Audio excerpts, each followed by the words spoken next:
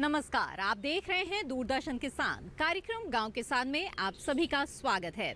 आज इस कार्यक्रम में सेगमेंट खेती किसानी में जहां हम आपको बताएंगे ड्रोन तकनीक के बारे में, तो वहीं हमारा पशुधन में बात होगी गर्मियों के मौसम में दुधारू पशुओं की देखभाल की। इसके अलावा मिलवाएंगे आपको एक कामयाब किसान से जिनसे मिलकर आप सफलता के मंत्र जान सकते हैं। तो आइए शुरू करते हैं आज का ये कार्यक्रम।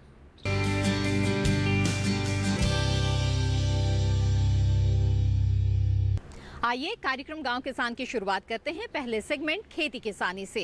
यूँ तो इस सेगमेंट में हम कृषि क्षेत्र से जुड़ी हुई बेहद अहम जानकारियां आपके लिए लेकर आते हैं। खेती किसानी के दौरान आप क्या क्या कर सकते हैं इसके बारे में बताते हैं ताकि आपको अच्छी पैदावार मिल सके।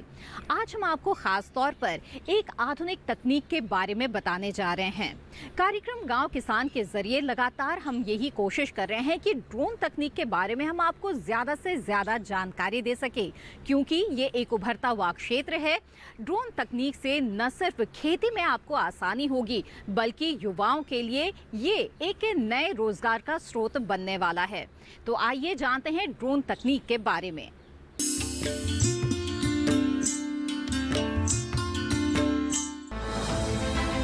तकनीकी ने हमारे कई कामों को आसान किया है और अब यही तकनीकी कृषि में भी कई सहूलियतें लाने वाली है, वो भी ड्रोन के माध्यम से। ड्रोन पर हम लगातार जानकारी किसानों तक पहुंचा रहे हैं ताकि किसान अधिक से अधिक इसके बारे में समझकर लाभ ले सके। वर्तमान समय में ये तकनीकी केवल किसानों को लाभ नहीं पहुंचाने वाली है बल्कि युवाओं को भी। कैसे, इस बारे में वाव फैक्टर्स इंडिया प्राइवेट लिमिटेड के एमडी से विस्तार से चर्चा की हमारी संवाददाता सुनैना सरकार ने। किसान भाइयों बहनों, जैसे कि सरकार की सोच है कि कृषि के क्षेत्रों में भी नई नई तकनीकें जाएं जिससे कि हमारे किसानों को खेती करने में आसानी हो। आज की डेट की सबसे बड़ी जो नई तकनीक हमारे सामने आ रही है वो है ड्रोन। इन सब बातों पर चर्चा करने के लिए हमारे साथ मौजूद हैं डॉक्टर शंकर गोयनका जी। बहुत बहुत स्वागत है सर आपका हमारे कार्यक्रम में। सर, सबसे पहले मैं आपसे ये जानना चाहूँगी कि युवाओं और किसानों को तकनीकी लाभ मिले, इसका ख्याल आपके मन में कैसे आया? मैम, इफ्को फर्टिलाइजर्स जो कि दुनिया की सबसे बड़ी फर्टिलाइजर मैन्युफैक्चरिंग कंपनी है, इनके साथ में पिछले 16 साल से जुड़ा हूँ और इनके जो अलग अलग प्लांट्स हैं वहाँ पर मैं पढ़ाने के लिए जाता हूँ। तो जब दुनिया में पहली बार इन्होंने नैनो टेक्नोलॉजी के द्वारा नैनो लिक्विड यूरिया बनाया, जो कि दुनिया में पहली बार भारत में बना, और इसको छिड़कने के लिए, इसके प्रचार प्रसार के लिए मैं भारत के अलग अलग जगह जाता था नैनो के बारे में बताने के लिए।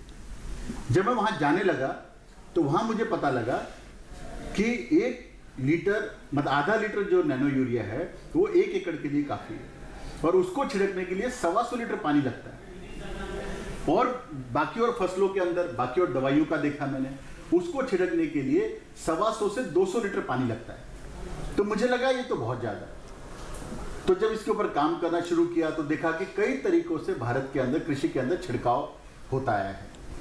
मैंने ये भी पाया, और मैं बचपन से सोचता था कि ऐसा क्यों है कि अमेरिका में कोई कहता है 10,000 एकड़ कर रहा है, ऑस्ट्रेलिया में कोई 2,000 लीटर करता है, न्यूजीलैंड में 3,000 एकड़ कर रहा है, फिर हमारे भारत देश के अंदर क्यों हम ज़्यादा एकरेज नहीं निकाल पाते। तो वहाँ पर टेक्नोलॉजी की बात आई और मैंने अपने बच्चों से, अपने ऑर्गेनाइजेशन से और सब ज़्यादा इफ्को ने मुझे इसमें मोटिवेट करा कि आप इस नई टेक्नोलॉजी के ऊपर काम करिए। तो चूंकि मेरा कई जगह पढ़ाने का काम है तो मैंने उनको बच्चों को बुलाया और ड्रोन के ऊपर हमने काम करना शुरू करा। और जब हम ड्रोन का काम शुरू कर मैं अलग अलग जगह फिर इसके डेमोन्स्ट्रेशन पे, तो मैं आपको बताना चाहता हूँ कि भारत में मैंने 200 से ज़्यादा डेमोन्स्ट्रेशन भारत के ईस्ट वेस्ट नॉर्थ साउथ सभी कोनों में किया। और मैंने पाया कि जब मैं ड्रोन लेके जाता था तो किसान बहुत एक्साइटेड होते थे, अच्छा भारत में भी ऐसा होगा, और उनके मन में कई तरह के सवाल थे। तो मैं आज आपको बताना चाहता हूँ कि जब आप ड्रोन से छिड़काव करते हैं तो आपको 125 लीटर या 200 लीटर या 150 लीटर पानी नहीं चाहिए, आपको मात्र 10 लीटर पानी चाहिए। तो ड्रोन का जो हमारी कैपेसिटी है उसके अंदर 11 लीटर का टैंक है जिसमें 10 लीटर आप पानी भरते हैं और आधा लीटर, पौन लीटर या 1 लीटर जो भी प्रिस्क्राइब्ड है वो आप उसके अंदर डालते हैं। ड्रोन उड़ता है और समान तरीके से 1 एकड़ को 5 मिनट से 7 मिनट में कवर करता है। तो यहाँ पर क्या फायदा हुआ? 3 फायदे मैंने अभी तक आपको बताया। नंबर 1, 90 से 95% पानी बचता है, 1 एकड़ खेत 5 से 7 मिनट में कवर होता है और पूरा कवरेज जो है वो समान तरीके से होता है, कहीं ज़्यादा कहीं कम नहीं होता, क्योंकि मोटर है बराबर स्प्रे करती है और ये वापस से वहाँ करके आता है। जब आप इसमें दवाई डालते हैं तो जैसे आधा लीटर दवाई है या 1 लीटर दवाई है, तो ड्रोन में आप 25% से 30% कम डालते हैं, तो आपका 25 से 30% का पैसा भी बचा। और हमारे जो प्रधानमंत्री जी हैं जो बार बार कहते हैं किसान की आय डबल हो, तो फसल के दाम डबल करने से आय नहीं डबल बढ़ेगी। हमारे खर्चे कैसे कम हो, हमारी इनपुट कॉस्ट कम कैसे हो, हमारा आउटपुट कैसे बढ़े, ये बहुत इंपॉर्टेंट है। और जब आप ड्रोन से छिड़कते हैं तो ये हर पत्ते को साफ करता है। जब पत्ता साफ होगा तो उसका फोटोसिंथेसिस बेटर होगा। जब उसका फोटोसिंथेसिस बेटर होगा वो सूर्य की रोशनी बेटर लेगा, और जब वो सूर्य की रोशनी बेटर लेगा तो प्लांट हेल्थ बेटर होगा, और यदि प्लांट का हेल्थ बेटर होगी तो उसका आउटपुट जो है वो ज़्यादा होगा। तो मैंने पाया है कि 8% से 15% क्रॉप की प्रोडक्टिविटी बढ़ती है। तो इसके ये मल्टीपल फायदे हैं। तो युवा है चाहे किसान को ये फायदा मिला कि उसके खेत में नई टेक्नोलॉजी से छिड़काव हुआ। युवा है उसको ये फायदा हुआ कि जो वो चाहे उसने पढ़ाई करी है या 10th पास का जो बच्चा है उसको हम ड्रोन की ट्रेनिंग देते हैं, उसको ड्रोन देते हैं, कैसे छिड़कना है, उसको यदि पैसे का अरेंजमेंट करना है, वो सारा काम करके जब वो अपने गांव में जाता है और जब वो छिड़काव करता है तो उसकी लाइफस्टाइल बेटर होती है। मैं ये कहता हूँ कि दुनिया का ड्रोन प्रोग्राम दुनिया की सबसे बड़ी एंटरप्रेन्योरशिप प्रोग्राम है युवाओं के लिए। क्योंकि भारत सरकार ने कृषि मंत्रालय में क्या किया कि वहां का एक फंड बना, एग्रीकल्चर इंफ्रास्ट्रक्चर फंड। जो भी आदमी ड्रोन लेना चाहे वो वहां पे अप्लाई करे, हम उसकी भी मदद करते हैं, आपको लोन दिलाने में भी हम आपकी मदद करते हैं। लेकिन किसानों में आज भी तकनीकी को लेकर दुविधा है। इस दुविधा को दूर करने के विषय में भी हमारी संवाददाता ने बात की। सर, ड्रोन का सही इस्तेमाल कैसे किया जाए, इसकी जानकारी आप लोगों तक कैसे पहुंचा रहे हैं? तो नंबर 1, हमने अपने YouTube चैनल पे खूब सारे वीडियो बनाए जी, ताकि उनको छोटी छोटी बातों की जानकारी दे सके। कृषि विमान ड्रोन के नाम से YouTube चैनल। उसके अलावा हमारी पूरी डेडिकेटेड टीम है, उसके लिए गाड़ी बनाई है, उसमें ड्रोन रखे जाते हैं, 4 लोग हैं, और ऐसे हमने मल्टीपल 20-25 हमने अलग अलग बनाए हैं। और भारत सरकार के साथ मिलकर, एग्रीकल्चर मिनिस्ट्री के साथ मिलकर, फर्टिलाइजर मिनिस्ट्री के साथ मिलकर, इफ्को के साथ मिलकर जितनी जगह हम पहुंच सकते हैं वहां पर हम पहुंचने की कोशिश करते हैं।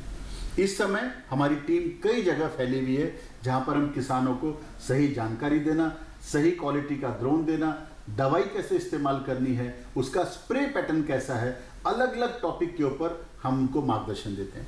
उसके अलावा हमारे पास अपने ट्रेनिंग सेंटर्स हैं जहां पर हम किसानों को बुलाते हैं और उनसे फ्री ऑफ कॉस्ट उनको हम नॉलेज देते हैं कि उनको कैसे यूज करना है और कैसे इस टेक्नोलॉजी के माध्यम से आगे लेके जाना है।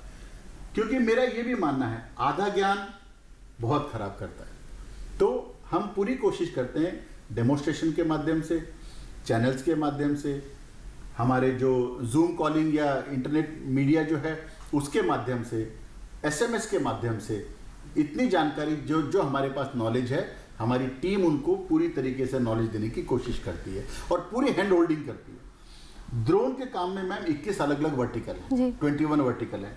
ड्रोन लेना अलग बात है, ड्रोन की ट्रेनिंग देना अलग बात है, मेंटेनेंस है, रिपेयर्स है, आफ्टर सेल सर्विस है, लोन है, इंश्योरेंस है, स्प्रे पैटर्न है, दवाइयों का लेना देना है, कितनी मात्रा में डालना है, क्या अप्रूव्ड है, क्या नॉन अप्रूव्ड है, ये सारे जो 21 वर्टिकल है, दुनिया की हम एक इकलौती कंपनी है जिसके माध्यम से हमें जानकारी देते हैं। और हमने इसका नाम भी रखा ड्रोन का, वो रखा कृषि विमान।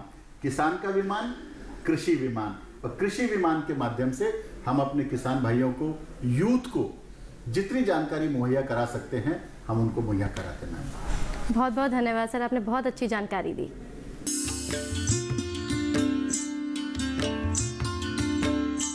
तो अभी आपने जाना कि किस तरह से ड्रोन तकनीक आपके लिए कृषि के क्षेत्र में कितना कारगर साबित हो सकता है। इसी के साथ कार्यक्रम गांव किसान में वक्त हो गया है एक छोटे से ब्रेक का। ब्रेक के बाद बात होगी पशुपालन की। अगले सेगमेंट हमारा पशुधन में। आप बने रहें दूरदर्शन किसान पर।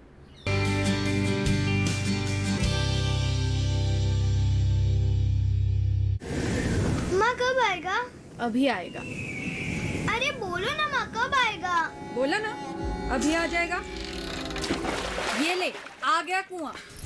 अरे कुआं नहीं माँ, हमारे घर नल से जल कब आएगा? नल से जल? अरे गुड्डी, बहुत जल्दी आएगा पानी। जल जीवन मिशन आ चुका है।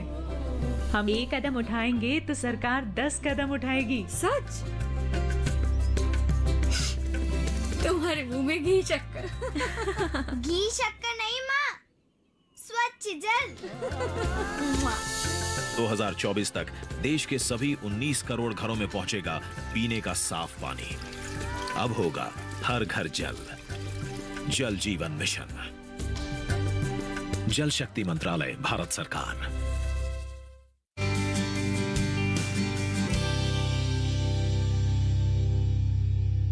ब्रेक के बाद आप सभी का फिर से स्वागत है। आप देख रहे हैं कार्यक्रम गांव किसान। आइए देखते हैं अगला सेगमेंट, हमारा पशुधन। जी हां, पशुओं से अच्छा उत्पादन प्राप्त करने के लिए ज़रूरी है कि आप मौसम के अनुसार उनकी अच्छी तरह से देखभाल करें। गर्मियों के मौसम में ख़ास तौर पर पशुओं को किस तरह की समस्याएं आ सकती है, कौन सी बीमारियां हो सकती है, ये जानना बेहद ज़रूरी है। तभी पशुओं का अच्छा स्वास्थ्य रहेगा तो आपको अच्छा उत्पादन मिल पाएगा। आइए जानते हैं कि दुधारू पशुओं की देखभाल गर्मियों के इस मौसम में कैसे करें।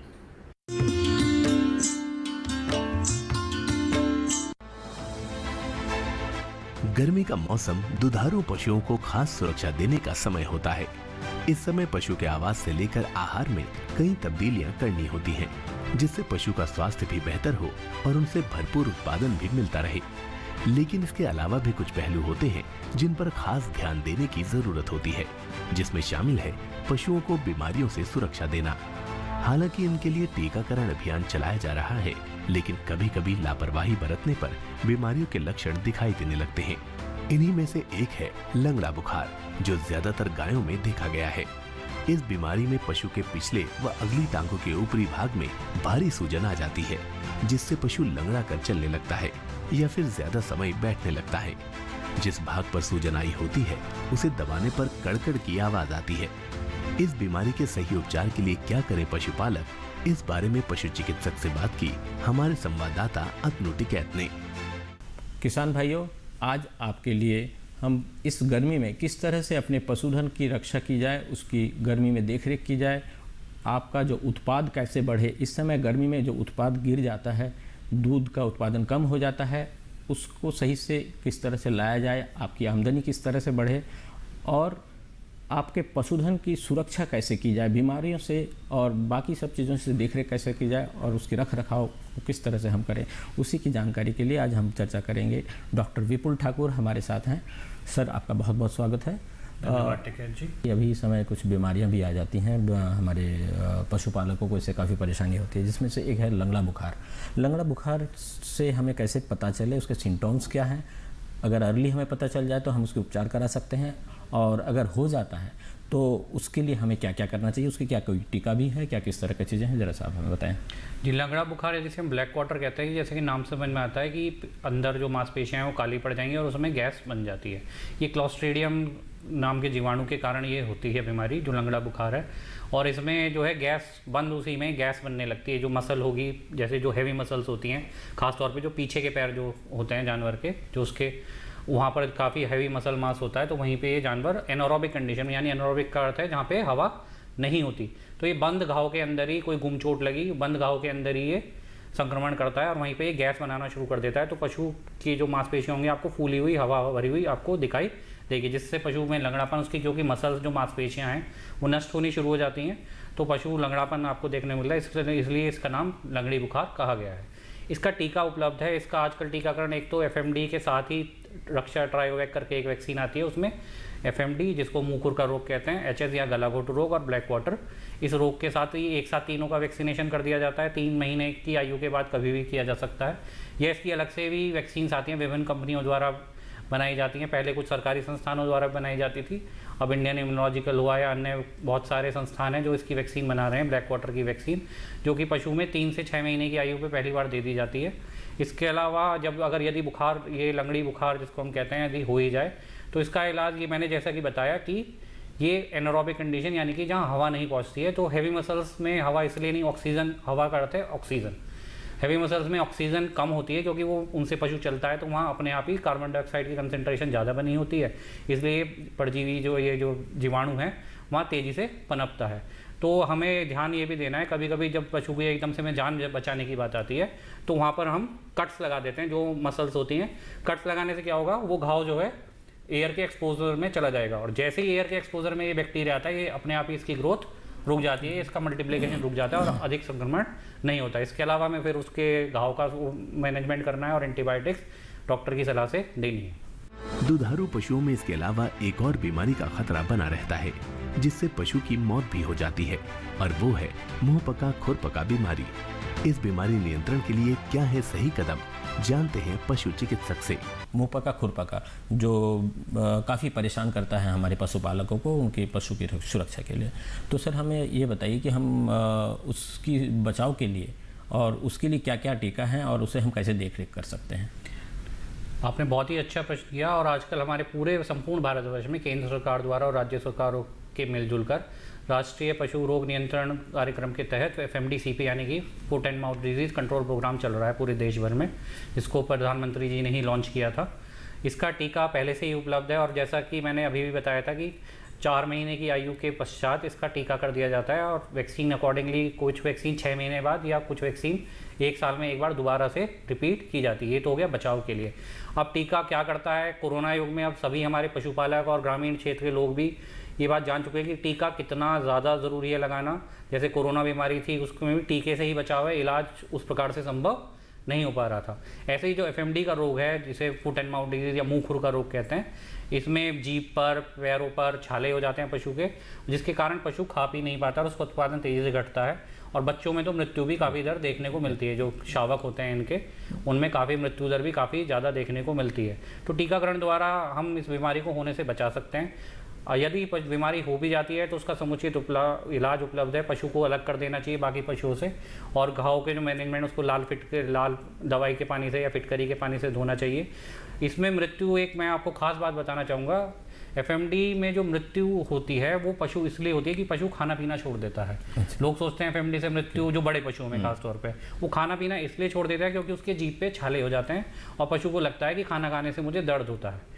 FMD जो है अदरवाइज अगर उसका ठीक से ट्रीटमेंट चलता रहे तो 6 दिन में वो, क्योंकि वायरल बीमारी है, 6 दिन में वो अपने आप ही ठीक की तरफ पशु चला जाता है। लेकिन क्योंकि वो खाना पीना छोड़ देता है तो उसकी ऊर्जा की कमी से मृत्यु हो जाती है। तो ऐसे में हमें देखना है कि वो खाना पीना ना छोड़े, उसको हम मुलायम खाना दें, ऐसा खाना दें जो उसकी जीभ वगैरह पे चोट ना करे, ताकि, और इसके अलावा हम उसको इंट्रावेनस ग्लूकोज वगैरह भी देते रहें ताकि पशु के अंदर ऊर्जा बनी रहे, और 7-8 दिन में पशु ठीक होने की तरफ चला जाता है और उसकी जान आसानी से बचाई जा सकती है। डॉक्टर साहब, आपका बहुत बहुत धन्यवाद। आपने इतनी सारी जानकारियाँ दी, पशु को किस तरह से इस मौसम में देख रेख करें, बीमारियों में किस तरह से उनका रख रखाव करें, उनकी टीके कहाँ लगवाएं और किस समय जा कर के डॉक्टर से सलाह लें। ये बहुत बड़ी जानकारियाँ हैं एक किसान भाइयों के लिए।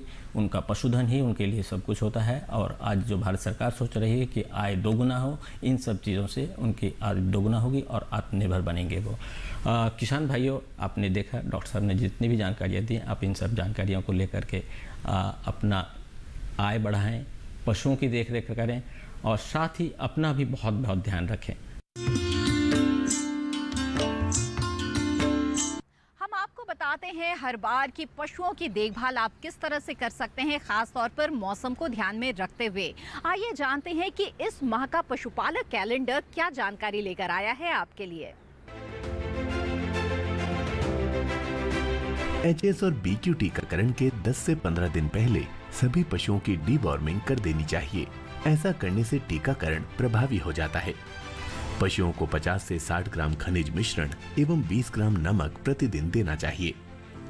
गर्मियों के मौसम में लगाई गई ज्वार फसल पशुओं को ना दें, इस समय ये हानिकारक हो सकता है।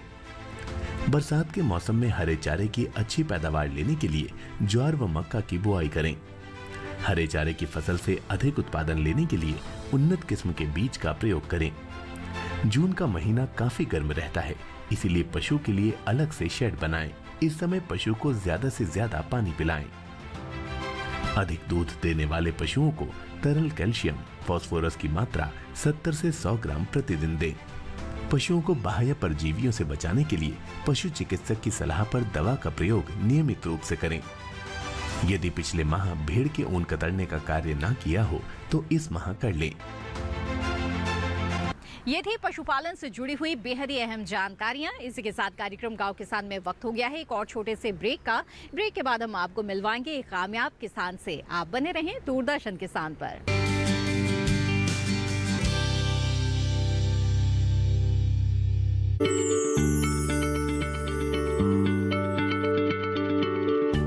क्या आप किसी बीमारी से परेशान हैं? चाहते हैं डॉक्टर की सलाह? तो हम हैं आपके साथ।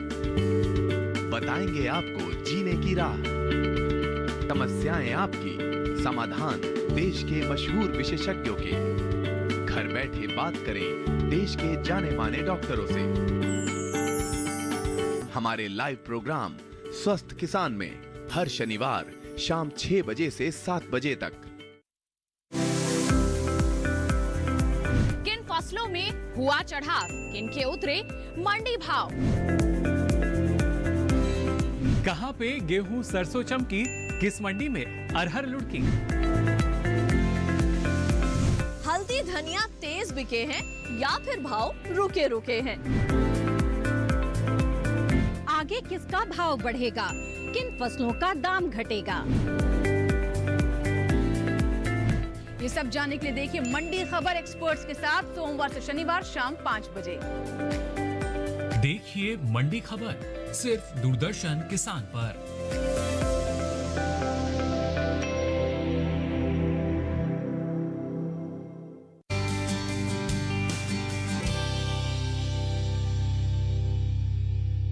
ब्रेक के बाद आप सभी का फिर से स्वागत है। आप देख रहे हैं कार्यक्रम गांव किसान। आइए देखते हैं अगला सेगमेंट कामयाब किसान, जिसमें हम आपको मिलवाने जा रहे हैं एक ऐसे सफल किसान से जिनसे मिलकर आप जान पाएंगे कि किस तरह से सफलता के लिए कड़ी मेहनत तो करनी ही पड़ती है, इसके साथ ही सूझबूझ भी रखना पड़ता है और कृषि क्षेत्र में नाम कमाना अब ज़्यादा मुश्किल नहीं रह गया है। तो ऐसे में आइए मिलते हैं हमारे आज के कामयाब किसान से और जानते हैं इनकी सफलता की कहानी।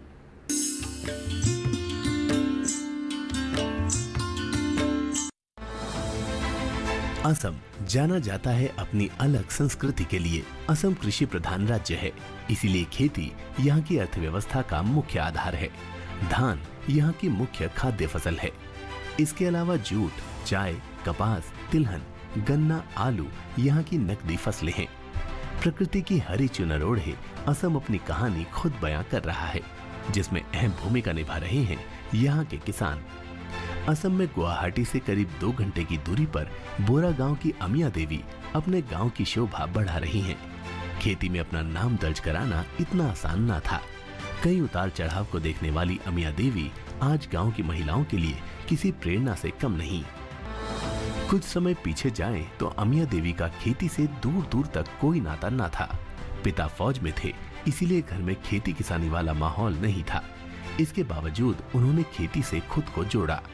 अमिया के पास एक छोटी सी जमीन का टुकड़ा था। क्योंकि खेती से इनका कोई नाता ना होने के कारण इनके पिता ने वो जमीन किसी और को आधे में दे रखा था। अमिया की जल्दी शादी और बच्चे हो जाने के कारण जिम्मेदारियां बढ़ती जा रही थी। हालांकि बचपन में उनकी खेल में भी काफी रुचि थी। उनका सपना था कि खेल में वो नाम कमाएं, लेकिन उनकी ये रुचि आगे न बढ़ सकी और वो सामान्य जीवन जीने लगी। सबसे कठिन वक्त तब आया जब इनके पति की नौकरी पर कुछ गड़बड़ी की वजह से रोक लगा दी गई। इस दौरान पूरा परिवार शहर से गांव में आ गया। परिवार पर भरण पोषण की समस्या आ पड़ी। उम्मीद के सारे रास्ते बंद हो गए थे। तब अमिया देवी ने स्वयं सहायता समूह बनाया। अमिया देवी ने इसके पहले इस तरह का कोई काम नहीं किया था। ये पहला मौका था जब समाज के सारे बंधन तोड़कर वो घर से बाहर निकलकर समूह की महत्वपूर्ण सदस्य बन गई। इसी दौरान उन्हें कृषि विज्ञान केंद्र के बारे में पता चला। वहां से जानकारी लेकर इनके समूह के लोगों ने मूंग की खेती की। पारंपरिक खेती की जगह आधुनिक खेती में किस्मत आजमाई। खेती को बेहतर कर सके इसके लिए प्रशिक्षण लिया और जी तोड़ मेहनत की और सफलता हाथ लगी। इसके बाद धान की खेती की। धान की पैदावार अच्छी हो इसके लिए बीज कृषि विज्ञान केंद्र से लिए। वहीं से नई तरीकों से खेती करना सीखा। अमिया की मेहनत रंग ला रही थी। पैदावार अच्छी होने से आय भी बढ़िया हो रही थी। इनके ये प्रयास गांव की बाकी महिलाओं को भी प्रभावित कर रहे थे। उस समय पहली बार मैं सामाजिक कामों के लिए मैं घर से बाहर आई थी। हमारे संगठन का जो हिसाब रखती थी, उनके बीमार पड़ने के कारण मुझे वो पद मिला। कृषि विज्ञान केंद्र हमारे गांव से इतना नज़दीक है, वो भी नहीं पता था। फिर पहले हम 3 महिलाओं ने मिलकर मूंग की खेती करने के बारे में सोचा। 2017 में पहली बार 17 समूह की लगभग 170 महिलाओं ने मिलकर 50 बीघा जमीन पर मूंग की खेती की थी। तब से काम ज़्यादा हो गया। अमिया देवी ने मछली पालन में भी काफी सराहनीय काम किए। बेहतर मुनाफा कमाने के लिए अमिया देवी मल्टी क्रॉप से मुनाफा कमा रही हैं। मछली की स्थानीय जातियों के अलावा रोहू, बरेली प्रजाति की मछलियां भी पाल रही हैं। वो बताती हैं कि इसे और बढ़ाने के प्रयास जारी हैं। इस समय अमिया देवी के पास खुद के 2 तालाब और 3 बीघा जमीन है, जिन पर मेहनत का पसीना बहाकर खुशहाली लाने के प्रयास किए जा रहे हैं। अमिया बताती हैं कि कृषि विज्ञान केंद्र ने खेती और मछली पालन दोनों में ही भरपूर सहायता की। यहाँ तक कि मछलियों को बीमारी से बचाने में भी मार्गदर्शन किया। अभी मैं धान और मछली का उत्पादन कर रही हूँ। अभी मेरे पास लोकल प्रजाति के अलावा रेहू, बरेली जैसे प्रजाति की मछली भी मौजूद है। आगे दूसरा तालाब तैयार करके बड़ी प्रजाति के मछली पालन को करने के बारे में सोच रही हूँ। मेरे खुद के 2 तालाब और 3 बीघा के आसपास जमीन है। मैं धान के मिल से लेयर खरीद कर खिलाती हूँ, साथ में सरसों से निकलने वाला खली हुई भी। कृषि विज्ञान केंद्र के संरक्षण में मैं मछलियों को होने वाले कई बीमारियों को रोकने के लिए दवाइयाँ दे रही हूँ। कृषि विज्ञान के एक सर ने कहा कि तालाब में मछली कुछ ज़्यादा हो गई है, इसीलिए अब हर 3 दिन में 10 किलो मछली निकाल लेती हूँ, जिसे मछली व्यापारी मेरे यहाँ से ले जा रहे हैं। इससे मुझे काफ़ी लाभ मिलता है। आमिया देवी प्रोग्रेसिव महिला से हम 2015-16 में मिले थे। उनका डालिमी नाम का एक स्वयं सहायता समूह था। हमने उन्हें मूंग की एक उन्नत प्रजाति की खेती करने के लिए बीज दिया था। तब उन्होंने अच्छी फसल की और ये बता दिया कि वो नई तकनीक से कृषि करने में सक्षम हैं। अमिया देवी का दालिमी नाम का समूह है। उन्होंने मूंग की सफल खेती करके ये बता दिया कि वो आधुनिक खेती करने में किस तरह से सक्षम है। इसके बाद कृषि विज्ञान केंद्र ने उन्हें उन्नत किस्म के बीज दिए, जिससे बेहतर पैदावार मिली और स्वयं सहायता समूह का मनोबल बढ़ा।